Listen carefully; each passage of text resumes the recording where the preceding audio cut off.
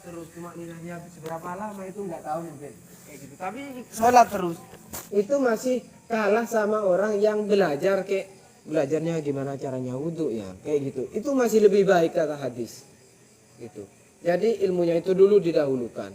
Ini sebelum kita berbicara adab nantinya ya. Itu.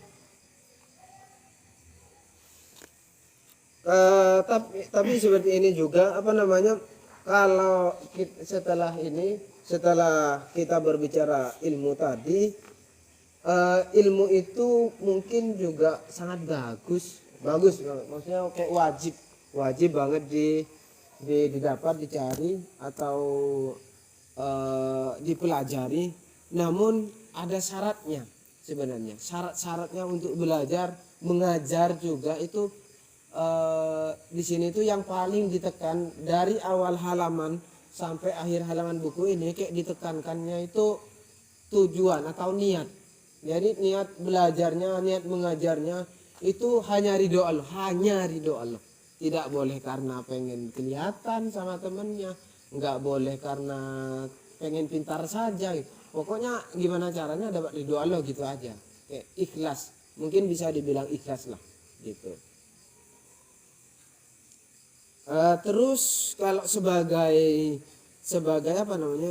pelajar, sebagai orang yang berilmu itu juga harus memuliakan ulama, memuliakan guru mungkin bisa dibilang gurunya itu harus dimuliakan gitu sebagai maka di sini kesimpulannya kan tetap sebagai judul itu adabnya tetap di atas ilmunya.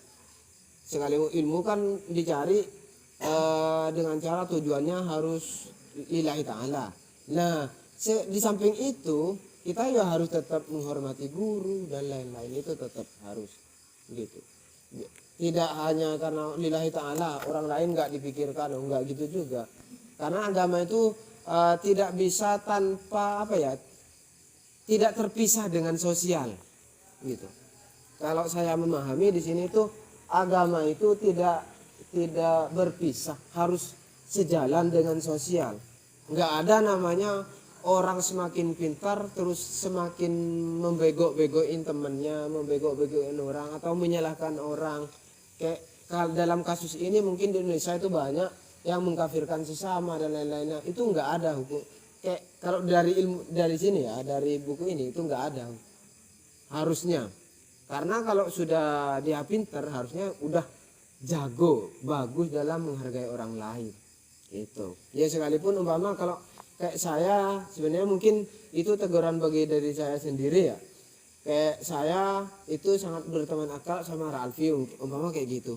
Nah, sampai mungkin kayak adab saya itu seperti nggak seharusnya saya lakukan itu saya lakukan gitu. Itu nggak bagus sebenarnya. Gitu. Kayak sekalipun kita akrab kalau sama kiainya itu nggak boleh kelewatan gitu, harus tetap ada batas kayak gitu.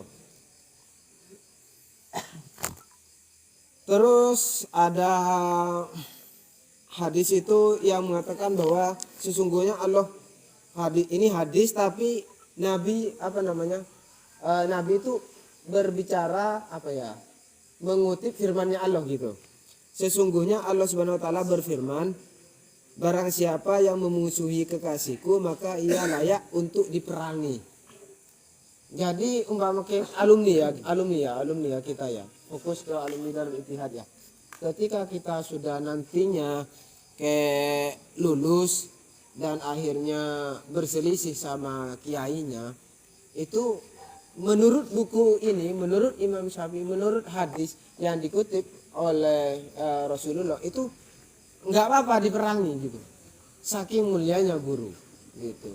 Jadi kan ada sebenarnya di sekitaran kita mungkin di antara alumni kita, namun mungkin semoga aja tidak, itu ya setelah lulus tapi yang menjauh dari kiainya, dari pondoknya, menjauh dari pondoknya itu juga nggak dianjurkan, malah harusnya kita mendekat karena mungkin barokahnya kita dengan barokahnya kiai itu jauh.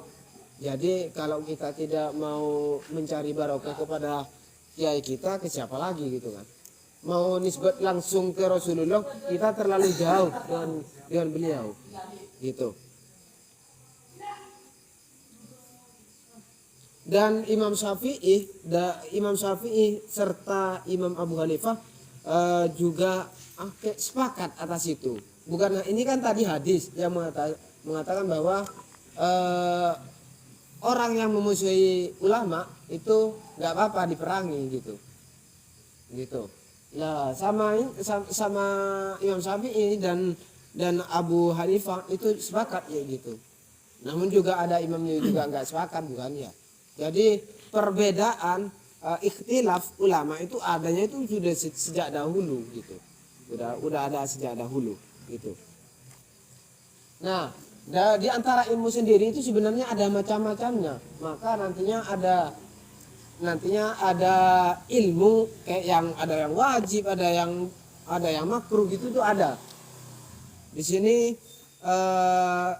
menurut buku ini yang kata Imam Syafi'i itu, kata Imam An-Nawawi itu ada 3 jenis sebenarnya ilmu syar'i, ilmu ghairu syar'i, dan yang ketiga memberikan fatwa dan mengajarkan ilmu gitu. Syar'i, ghairu syar'i, dan memberikan fatwa serta mengajarkan ilmu. Yang syar'i ini mungkin teman-teman ada yang paham ilmu syar'i gitu ya, nanti bisa kayak ditambahin lah gitu. Itu ilmu syar'i itu ilmu yang diwajibkan, kayak wajib setiap individu itu wajib belajar atas itu.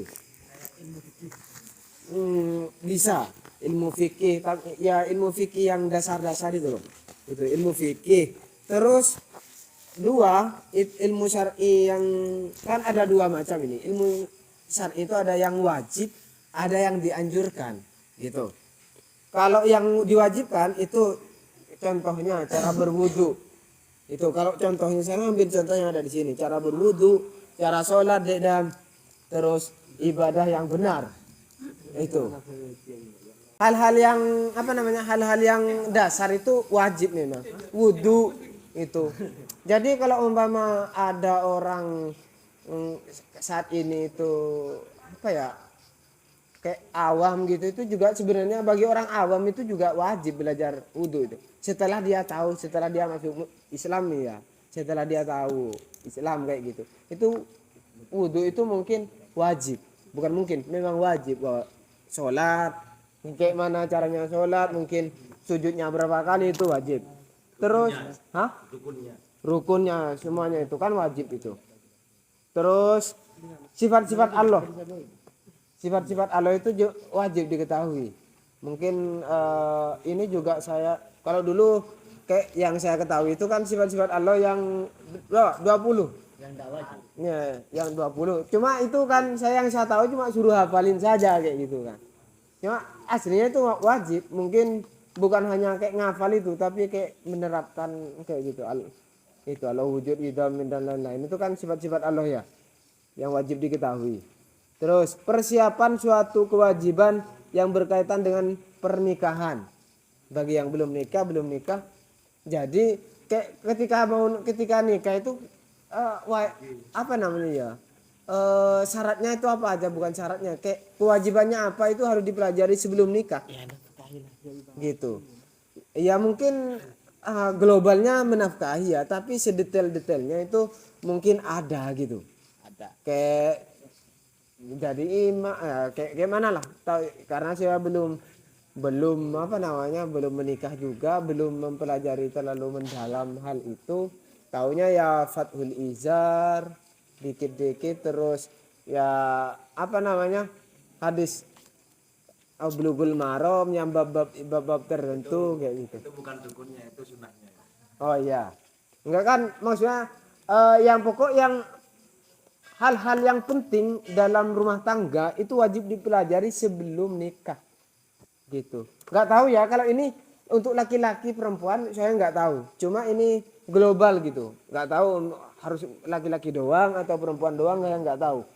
Cuma di sini adanya itu cuma wajib gitu, wajib dipelajari sebelum minimal tahu lah gitu, meskipun nggak terlalu dalam gitu.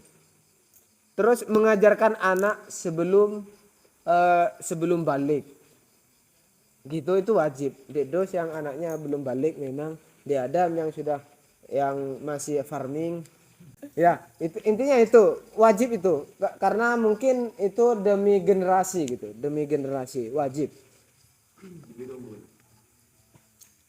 Terus yang dianjurkan, kalau itu tadi ilmu-ilmu yang wajib, terus yang dianjurkan itu kayak usul fikih itu dianjurkan, tapi nggak sampai wajib usul fikih. Jadi usul fikih salah satu contohnya ya. Tapi di sini itu asal usul dalil. Kan usul fikih bahasnya itu ya, asal usul dalil itu ya. Nah itu. Itu terus yang ghairu syar'i itu ada ilmu yang haram. Haram nggak boleh dipelajari itu ada ilmu haram. Contohnya sihir. Misalnya sihir. Terus ilmu yang tidak dianjurkan itu kayak syair, lagu-lagu kayak gitu, itu tidak dianjurkan, cuma nggak haram gitu. Mungkin bisa dibilang mubah kali ya, karena di sini tidak dianjurkan saja, lebih mendekati janganlah kalau bisa, mungkin kayak gitulah, cuma nggak sampai haram gitu. Terus yang terakhir dari ghairu syar'i itu diperbolehkan, tapi sifatnya di dalamnya itu tidak memberikan manfaatan dan tidak ada mudaratnya. Apa ilmu yang nggak ada manfaatnya dan nggak ada mudaratnya?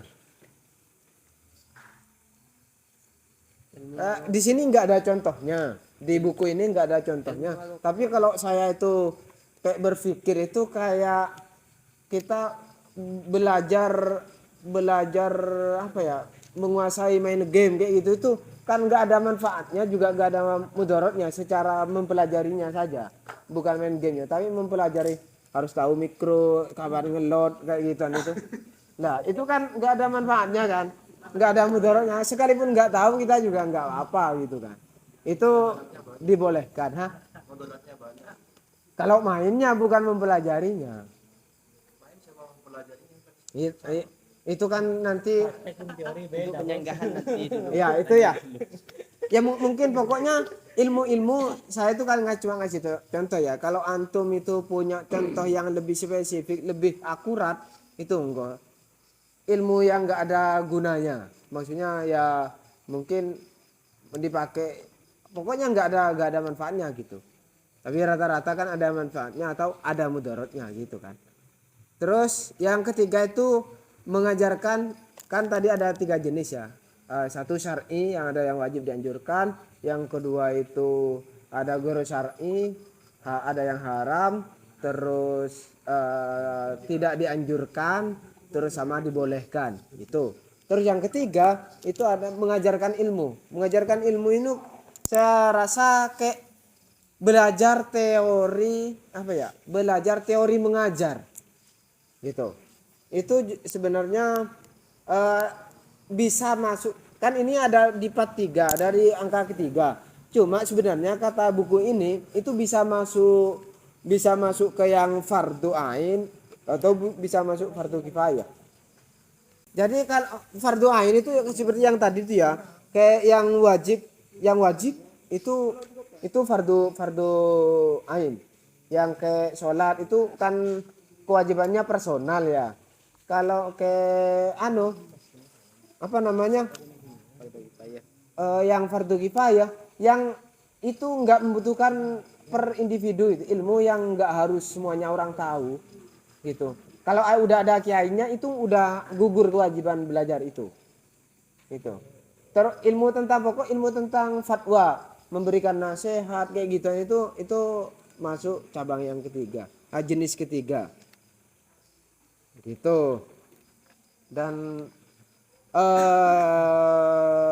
sampai situ yang tentang fadilahnya ilmu, yang fadilah ilmu serta macam-macam ilmu tadi.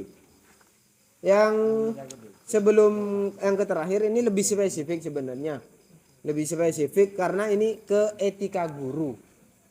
Etika guru itu dari sini kembali ke awal tadi bahwasanya etika guru itu satu, tetap tujuan mengajarnya harus tetap li ridollah ya, tetap itu tujuannya tetap ridhonya Allah, tidak boleh pamer. Terus Imam Syafi'i itu apa ya? Tidak suka katanya. Imam Syafi'i itu tidak menyukai guru yang pamer. Kata Imam Syafi'i itu yang dikutip oleh Imam An-Nawawi. Gitu.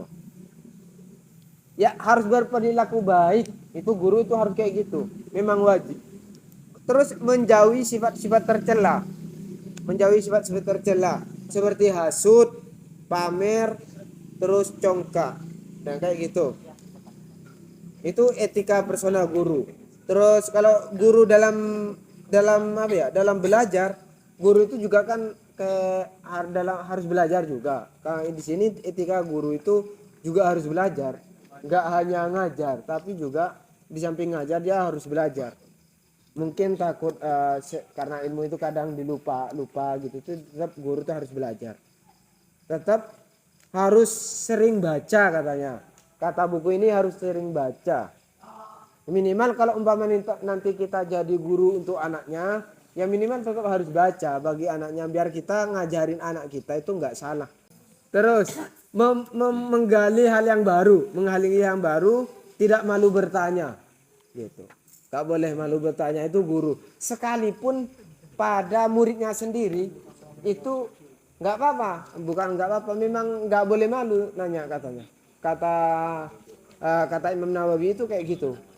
Imam Nawawi itu belajarnya itu kayak pindah-pindah gitu loh.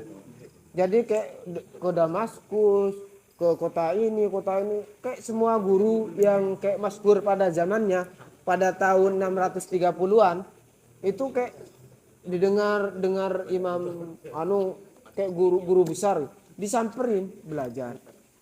Sekalipun beliau sudah jadi imam besar loh ya. Sekalipun beliau sudah jadi imam, terus kedengaran ada seorang guru yang bagus, itu beliau langsung pergi ke sini.